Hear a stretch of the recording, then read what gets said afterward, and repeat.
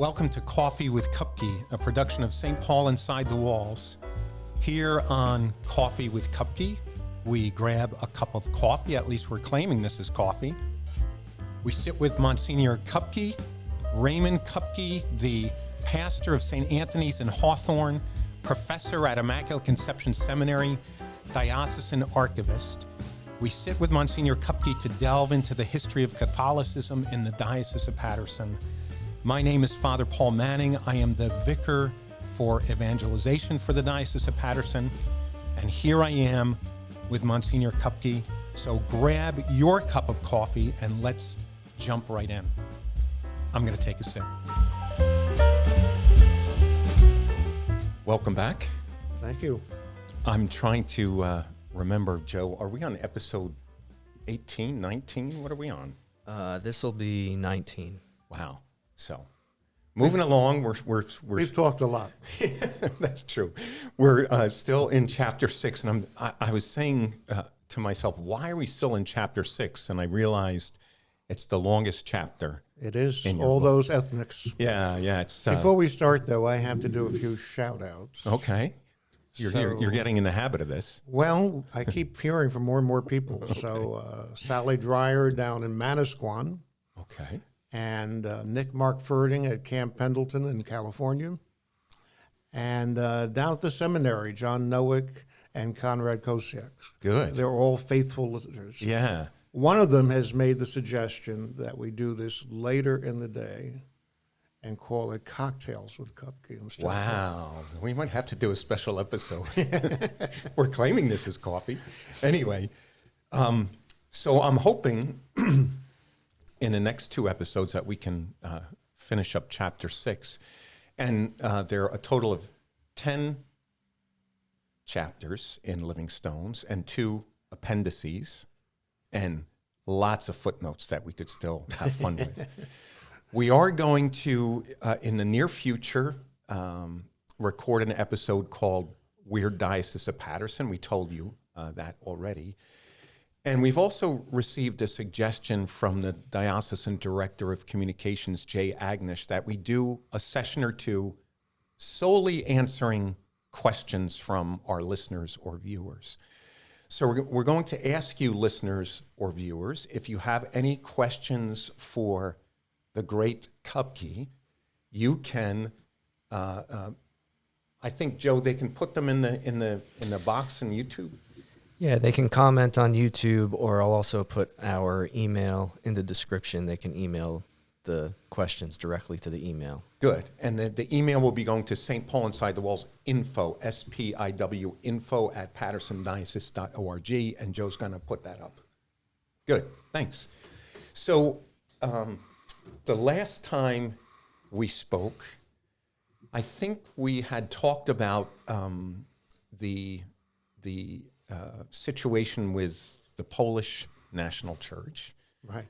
and I don't want to dwell exclusively on those who enter into schism, but They're such fun. yeah, I wanted to ask you about the Holy Name Slovak Catholic Church, which is a similar story. A similar, but with its own little particular addenda, yeah. Okay, so if you remember, we talked about St. Mary's in Passaic, the Slovak parish, right. and how difficult it was to find suitable clergy, Yes. stable clergy for this. Right. So finally, Bishop O'Connor finds one, and this gentleman was pastor there for like 25, 30 years. Was it Haitinger? Emery Haitinger. Yeah, right? we did talk a little bit about Right. him. Yeah. But apparently he was a curmudgeon Yeah. of the first order, and there were things going on in Europe at the time that were translated into the life of Passaic. So in particular, the Slovak population in the Austro-Hungarian Empire was heavily suppressed by the Hungarian population. Oh, okay. So at that point, it was illegal to preach or teach in Slovak. So this created all kinds of cultural animosities, ethnic divisions over Right. there, and some of these get translated. I do think we spoke about this, right? Because Possibly. the Hungarians were not oppressed in a similar way, were No, they? no. Okay, so we did talk about this. Even today, there are laws in the Slovak Republic that are kind of anti-Hungarian, Yeah, based on all because of this. because of But the anyway, reaction. Haitinger was kind of on the side of the Hungarians. Basically, if you entered the seminary, you had to give up Slovak identity to get ordained, because everything would be in Hungarian. So his routine was to get associate pastors from Europe. We talked about this, and didn't he get one that was so popular? Yes. Yeah. So This is Emery Shusko. yeah. So we did talk about this. Right, and he So gets used by the anti-Haitinger element right, in St. Mary's Parish, and the church ultimately, departs. right, Yeah. So my question was, does that church, the Holy Name Slovak Catholic Church, is a parish? Yes. a cathedral. And did they join with the Polish National? They did. Okay. They did. Because originally you said they retained Latin and some of the Roman Right. elements. There were a lot of, when you talk to them, there's a lot of, they did not know that their pastor was married for years. This was a secret kept in the parish because they did not want that. They wanted everything Catholic except Emery Haitinger and Bishop O'Connor at the time. yeah, yeah. But eventually, the head of the Polish National Catholic Church, Archbishop Hoder, was very dynamic, great leader, and he had a vision of a pan-ethnic American Catholic Church. Okay. That was not going to just be Poles, but it was going to be everybody. Wow. So in his lifetime, he picked up Lithuanian parishes, Italian parishes, and Slovak parishes. And St. Mary's is one of the ones that joined him. Yeah. Okay. But that's not the only one in Passaic that joined him. At one point, there were three, because what is now St. Anthony's Parish in Passaic also joined Hoder at one point. The current church building was originally consecrated by Hoder. Oh, wow. Did it have to be reconsecrated? Well, I think it's been renovated so many times that most recently in the last couple of years. So Yeah. Okay. God knows how many times we've reconsecrated that building. Yeah. One of the big sections in Chapter 6 relates to Catholic education, and you talk about the emphasis on Catholic education being so great that the church in Paterson sacrificed other projects for the sake of education. Yeah, building schools first. Before Almost. parishes, Before parish churches, churches, yeah. Yeah, and you even said something about it took 50 years to complete the basilica in Newark because money was going to education. Yeah. At one point, the basilica was standing, but not finished. The windows were not in. It was just roofed. It was once the neighborhood kids used to sneak in there and play baseball inside the basilica. It was like the only domed stadium in the country. Wow. When the big St. Peter's was being built in Parsippany, it was a big open space, and my friend Ed Przborowski and I went in there and tossed the football around. In the big You don't space. realize how big they are without the pews until. So you said even the Newburgh Dominican sisters sacrificed their contemplative life in order to become teachers. This is Caldwell. Oh, okay. I'm sorry. Caldwell Dominicans, yeah. The Dominicans originally come over from Germany, and they all are out of a mother house in Brooklyn, I think. And gradually, all the Dominicans in the New York area, the Caldwell Dominicans, the Amityville Dominicans, the Peekskill Dominicans, all of them come from the Newburgh rather. Yeah. They all come from the same original source, which was a cloistered convent. But the pressure was on to run schools. Yeah. They didn't want praying nuns; they wanted teaching nuns, and the bishops could be very clear about this. Yeah. So basically, they caved in and started. They tried to do both. And it wasn't working. They tried to bring students into the cloister, girls in particular, Yeah. and run classes in the cloister while maintaining the cloistered life of prayer. Yeah. And I think Caldwell had like 3 relatively young nuns die within a month of exhaustion. Wow. And they suddenly said, this is not working. And so they gave up their second order status. Yeah, that was my note. To become a third order. So a second versus third order. Well, basically, canonically, it's the difference between being a nun and being a sister. Interesting. The second order, for example, the Dominicans in Summit are cloistered and they're second order, but everybody else is third order Dominicans. So the first order would be the male community, right? And then the second order is the cloistered nuns, and then which is what all nuns were at the beginning, right? When you go back to Dominic's time, they were all cloistered. There was no such thing as teaching nuns or nursing nuns. They were all. So when did the third orders come about? In the 19th century, basically. Interesting. There was always a third order, the lay people. Oh, yeah. But the notion of religious women suddenly, if in a sense, being demoted to third order because they're not cloistered, develops in that period. Wow, interesting. So Bishop Walsh was very supportive of Catholic education, and you mentioned that the first superintendent of schools was appointed in 1909. Yeah.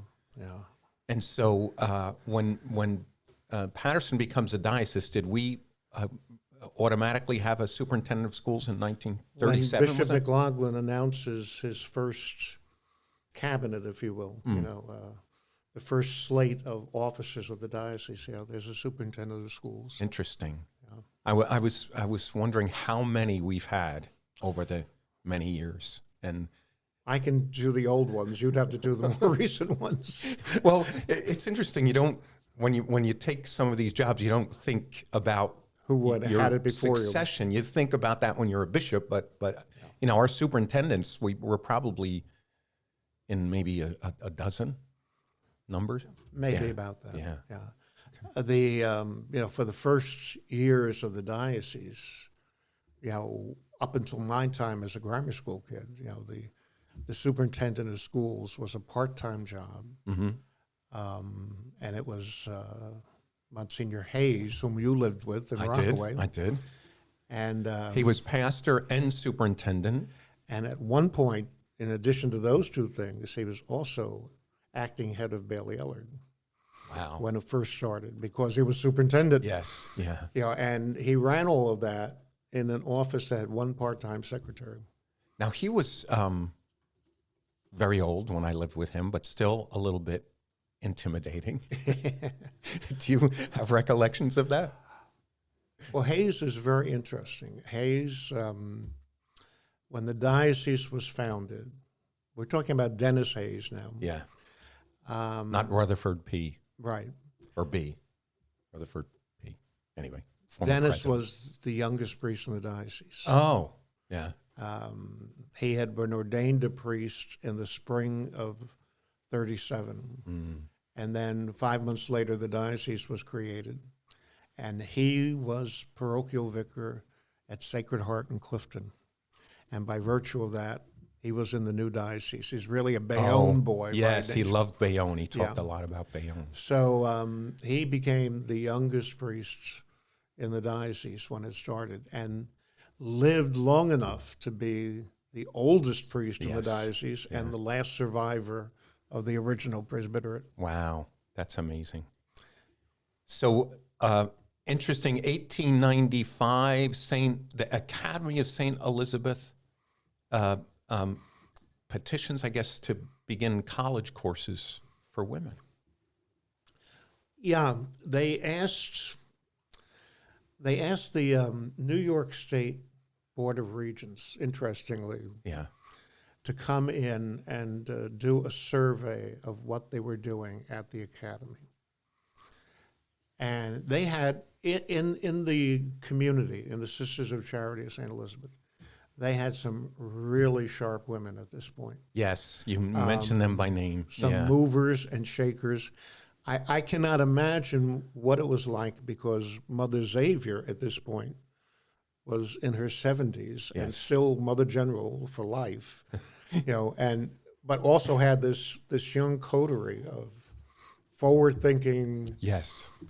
And so they got the Board of Regents to come in and examine what they were doing, and the Board of Regents told them that, based on what they saw, that they were already offering the first 2 years of college. Amazing. So at that point, they bit the bullet and went whole hog. It sounded like there was some resistance, but they went full steam ahead and opened the high school, the first high school for women in the state of New Jersey. First college for women in the United States. Yeah, I'm sorry, first college in 1899. Yeah. It's interesting, the opposition, to look at it today from our perspective. One of the difficulties was whether or not the advanced degrees that would be expected of a college faculty were in keeping with the vow of humility. This is an angle that we would not think of today. Yeah, that it would require publicity, marketing, recruitment, all those things. Right. Yeah. But also nuns with academic letters after their names. This would be against humility. Wow. Okay. And this is at a time when they were still, when a nun published something like a hymn, for example, or a poem, it was often done anonymously. Yes. Yeah. There's this tremendous boom in Catholic high schools at this period. So we have parishes expanding their elementary education to high schools. And I was just amazed at the number of parish high schools, all staffed by different religious communities of women. Do you know, I'm sorry. You were going to say. Go ahead. No, do you know how big the number got of high schools in our diocese? I think at one point we had 6 or 7 parish high schools. Okay. Most of them were 2-year high schools initially. Most of them start out as a parish grammar school offering 2 years of commercial subjects. Yeah. Because this is the period when all of a sudden businesses are looking for secretaries. Mm-hmm. This is an area where the typewriter is all of a sudden there, and there's filing and there's all kinds of stuff. And paperwork. All these growing businesses, are looking for secretarial help. So several of the parish grammar schools began offering like a 2-year program beyond the 8th grade in secretarial. Okay. And then they had something comparable for young men? Sometimes. Okay. Sometimes they would let men into these programs. Sometimes they didn't. It depended on the parish. Like even, I don't want to date myself, but even when I was in high school in Morris Catholic, when you entered Morris Catholic, there were 2 tracks. Yes. The commercial and the college prep.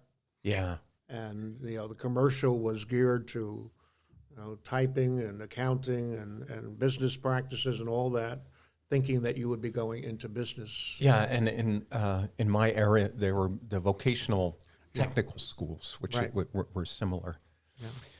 Yeah. Actually, we had those tracks in public high school too. There was courses oriented more toward trades and more toward college prep. Can you just name the high schools of that era? Well, the cathedral. Okay. First of all, of course, it wasn't a St. cathedral John's. at this point, but St. John's, St. Joseph's in Paterson, which was a rival of St. John's in every respect. Yeah. St. Bonaventure's in Paterson. Okay. St. Assumption in Morristown. This is where Bailey Ellard comes out of. Yes. St. Mary's in Paterson. Amazing. And, unthinkable, but St. Michael's in Netcong. High school. Yeah. Interesting. Wow. Yeah. So Bailey is founded. Bailey High School is founded in Where this we are sitting. era. Yes, and here we are. It moved eventually to here in the late 1940s. I'm going to ask you if you remember this line in your book. And Joe, I forgot to press the timer, so you're going to have to let us know when it's time for us to wrap up. Otherwise, we'll be here at 1 o'clock still talking. So 15 in 15. No, I don't remember. 15 and 15. You said 15 religious communities came into the diocese in 15 years. Yeah. And so I'm just going to ask you a little bit about them. Well, it was perfect. Years later, when I asked Bishop Boland, Archbishop Boland, why the Paterson Diocese was founded. This is a tape that we did with Boland for the bicentennial. He felt and he said that it was just growing so much out here, and they felt that all the energy of the archdiocese was in the city. So this is when it starts to grow as the, if you take a look at it, Morris County, Passaic County, even Sussex County, they're close to New York City. Yeah, close enough to if you're a European religious order and you're looking to establish a home in the States, this would be a perfect era. And of course, the Depression helped. Right, with all the properties. Because suddenly there are these estates that are on the market for cheap. Right, so I went through the list. Each of the religious communities ended up buying or being given an estate, a mansion, and you just go down the list. I think all 15 of them, really. Yeah, and so it was very, very convenient to establish a mother house, a novitiate, a head of some type in Morris, Sussex County, because you could get on the train, be in New York for a couple of hours, get on a ship, sail to Europe, and do whatever you had to do. It was a great place to establish a beachhead if you were in a religious order. So I'm going to ask. Plus, the growing number of Catholics in the area also made it a likely spot in terms of trying to reap in resources, both human resources and also financial resources. So the Benedictine family has figured already in our history, but at this point we end up with, is it 2 branches of the Benedictines? Yeah, the Abbey in Newark. The Abbey in Newark is an unusual place because most of the abbeys, by their nature, are rural. But Newark is one of the 2 in the country that's urban. Right. It gets started out of servicing a German parish in downtown Newark. So they were always locked in by land. They couldn't expand. So they had to send... As their numbers grow, they're looking to expand, and they can't in Newark. So they buy a property in Manchester, New Hampshire. And they develop this as their novitiate and their sub-house and everything. But that's too successful. And all of a sudden, they have a high school there, they have a college there, and the next thing you know, in the 1920s, St. Anselm's in Manchester is saying, we want to be independent. We're big enough to be an abbey ourselves. Okay. So all of a sudden, they're let go. And Newark is right back where it started. With no place to send. So at that point, they buy the property in Morristown. Right.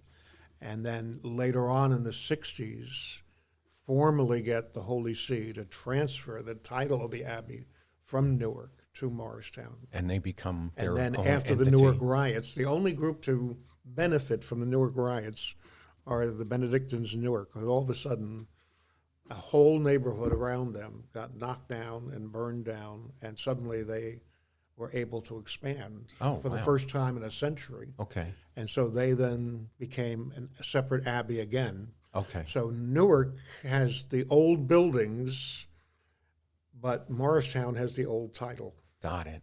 And then we have Benedictines up in Newton. Newton. Right. This is an unusual branch of the Benedictine family in the sense that these are missionary Benedictines. Right. So they don't take a vow of stability to one place. So this starts out as Little Flower Monastery up on Route 206 there. In my book, I have a wonderful picture of Route 206 being paved right in front of the monastery. Maybe we'll see that, yeah. So then eventually they grow, and again, it's a beachhead in the United States for their branch of the order.